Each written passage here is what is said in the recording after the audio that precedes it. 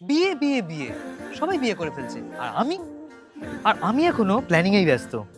কোথায় খাওয়া দাওয়া হবে, কি ভেনিউ হবে, আর আরো কত কিছু।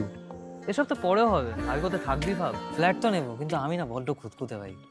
এটা হলো ইডেন দ্য ফরেস্ট, 200-রও বেশি গাছ, আর তার সাথে বারান্দায় বসে 1 কাপ কফি। আহা! আর এনারা অলরেডি 65টারও বেশি প্রজেক্ট করেছেন।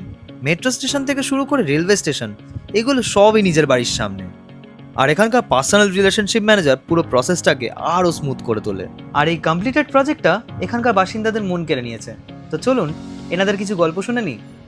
এখানে এমনই আমরা মেইন গেট থেকে বেরিয়ে যেগুলো অনেক টোটো বা অটো পেয়ে যাই, বা যদি মনে করি স্টেশন বা রেল স্টেশন যেতে হয় তো পায়ে হেঁটে গেলেও 6 থেকে 7 মিনিট ম্যাক্সিমাম লাগে।